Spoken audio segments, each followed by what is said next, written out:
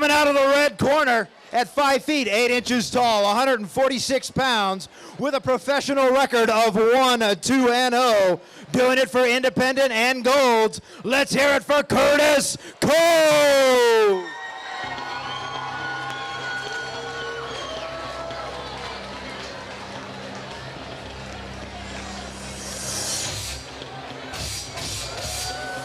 All right, ladies and gentlemen, we have Curtis Coe coming out right now. He is 34 years old, weighed in at 145 pounds, stands about 5 foot 8 inches, and he has an amateur record of 1-0-0 and a pro record of 1-2-0.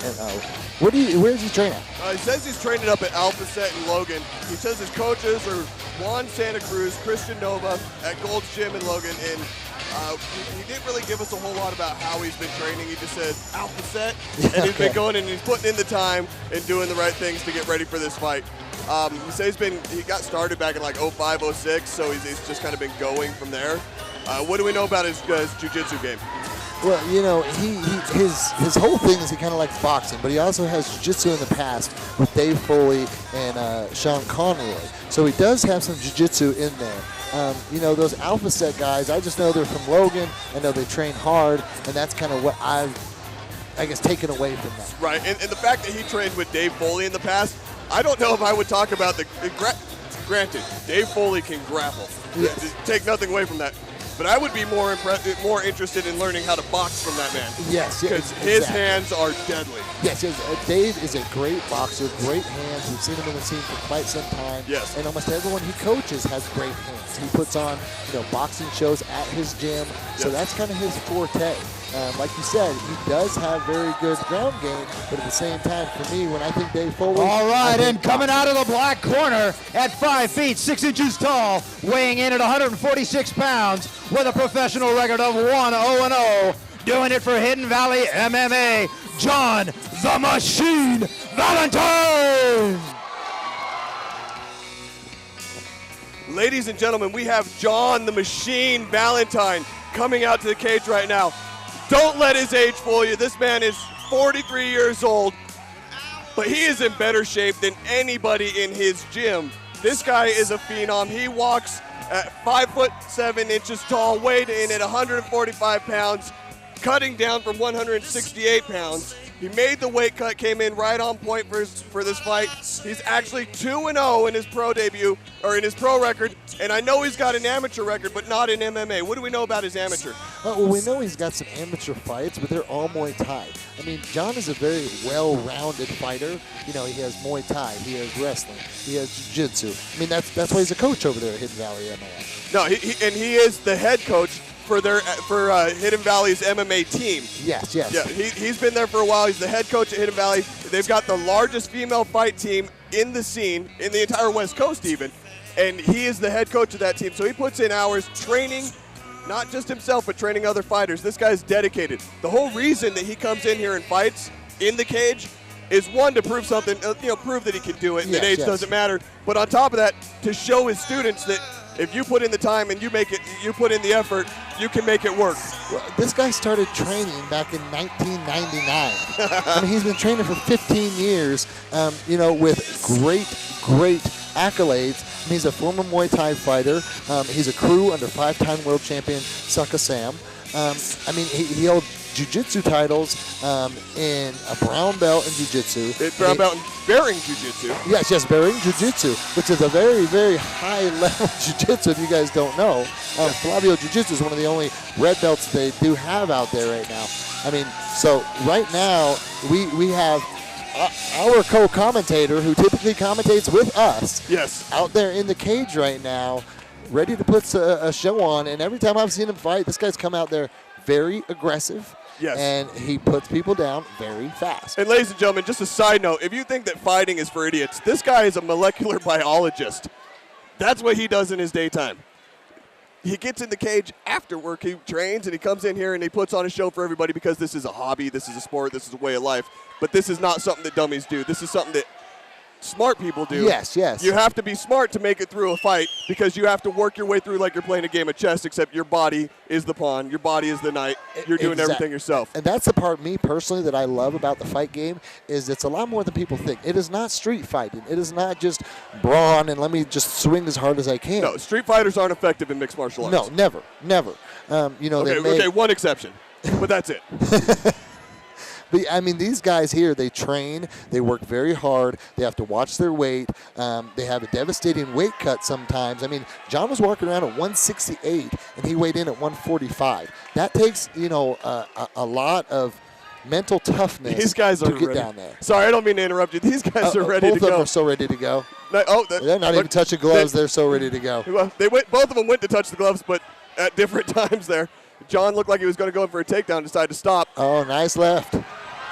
Oh. John goes with the front hook. He's going to try to take the top. A little bit of that grappling experience that he has. John said that the second you lay a hand on me is going to be the worst decision you've ever made. So I wonder if he's going to make him feel any pain or if he's just going to kind of keep this one going. Looks like Curtis was doing a great job in that exchange. I don't think he's intimidated by him in the least. Yeah, me either. But I got to say for Curtis, that was great sportsmanship, letting John kind of fix his cup down there. For those of you that don't know, sometimes those things get dislodged and kind of get in the wrong spot, shall we say. Yeah, John, he's definitely confident in this fight. Came in with that nice stepping side kick, pushed him against the cage, just kind of backed up. Curtis threw a jump kick to the face. John just kind of stepped off to the side with his hands down. And he just did it there again. He lands his strikes. He's seeing everything coming. He's able to move out of the way when it comes and then land effective strikes like that. Yeah, this is kind of a tribute to John, the ability that John Valentine has and how confident he is in that ability. Look at his hands. Yeah, he's not holding them at his face, and he's not concerned about it because he's so confident in his abilities, his head movement, his hand movement, and everything else. And that's a typical blitz. And he just explodes on Curtis Coe. And it looks like he's got one hook in. He's climbing up the body for a second hook. And watch him coming over the top. Curtis doing a great job trying to get out of it, and that was a great scramble. John doing the right thing, pushing in, but Curtis surprising the crap out of me, grabbing the leg, keeping him against the cage, and getting out on that scramble. Yeah, and John gets out of it. Again, he's very calm, cool, collected. I do see a little welt on his leg from one of the leg kicks that were thrown. I don't think it's bothering him right now at all.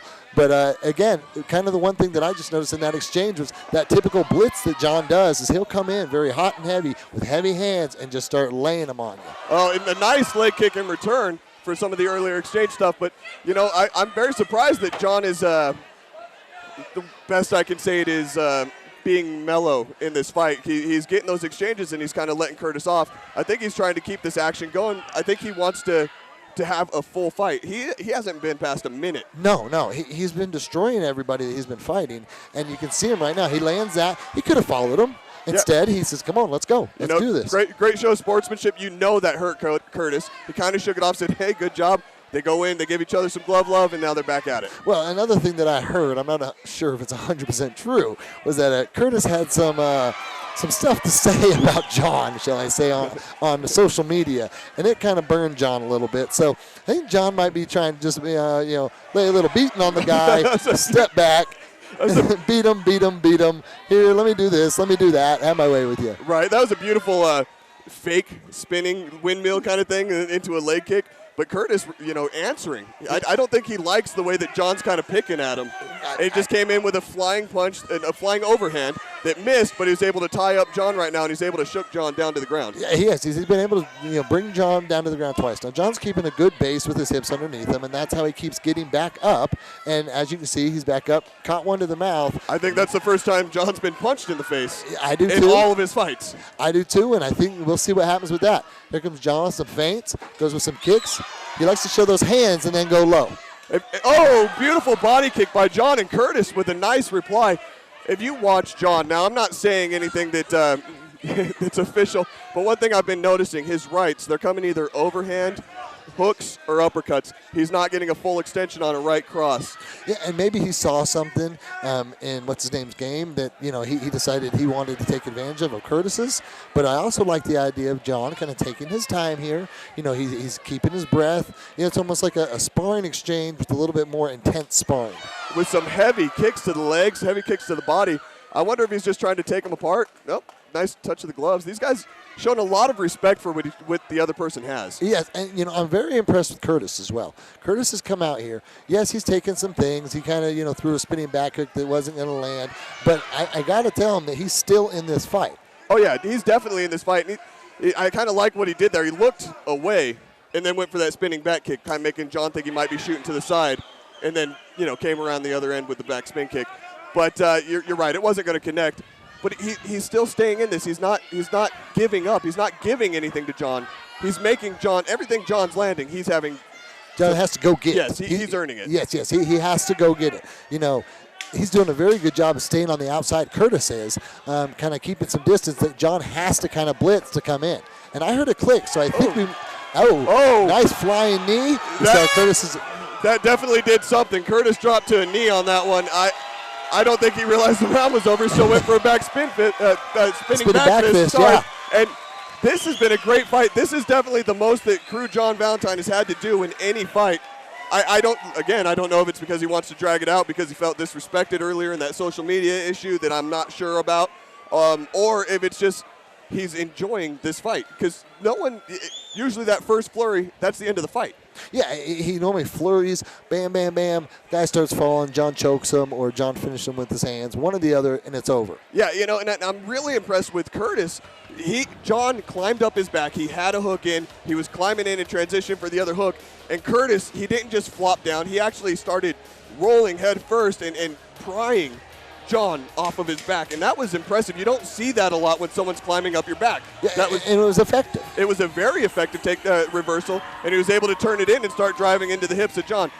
Obviously, he didn't get the takedown from it, but he was able to drive in and wrap up a single leg and get to a better position than what he was in when John had his back. And both of these guys, I'm looking at them in between rounds, and both of them seem to be, a little bit winded, not too winded. I think they're fine. They're in the fight just fine, but I'm kind of watching that fatigue of both fighters and try to see where it sets in first. I don't think any of these guys are fatigued enough where it's going to make a difference. Me either. I think that they're warmed up. Yeah, me either. There's a good sweat going. There's some heavy breathing, but it's not gasping at wind. Yes, as you can see, they still have their mouth closed a lot of the time, breathing through their nose, doing what they're supposed to do. And as you can see, John's kind of picking and choosing those shots.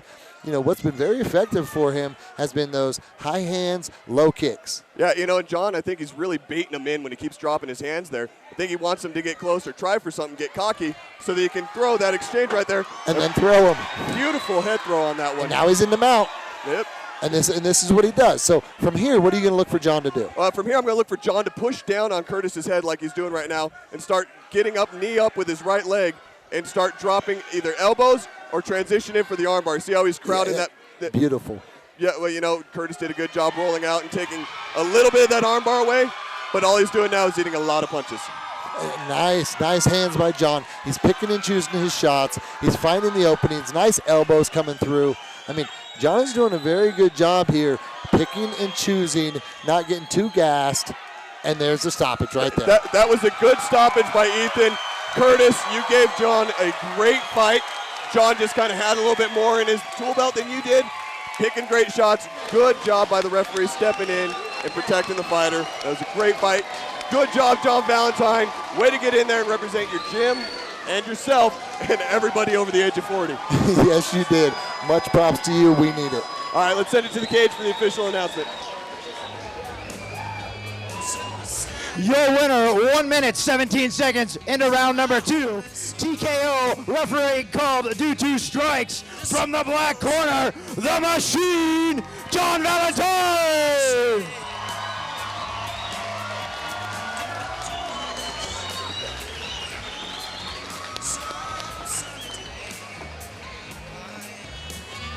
All right, I'm here with your winner, John Valentine.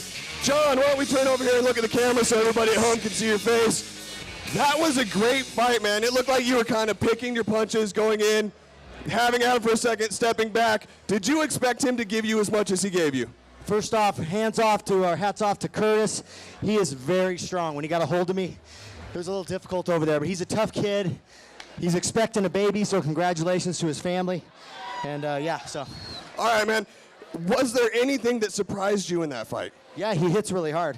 He hits really hard. How does it feel to actually go into the second round for once? Tiring. Tiring. Much more than 30 seconds, right? Right, that's right. Thanks, Matt. Hey, man, is there anyone you want to thank tonight? I want to thank my entire family, friends. A lot of people came from out of state. This whole section over here. Thank you, Matt. I want to thank my gym, Hidden Valley MMA, the best gym in town. Michael Hermosillo, Johnny Kafer. Couldn't ask for two better coaches. Peter Yavagasi, the guy right here in front. Sensei Bill Kloss. Not going to get better than that. And all my sparring partners, the entire team lined up to whip my ass, so it was great. Finally, most importantly, I want to thank SteelFist.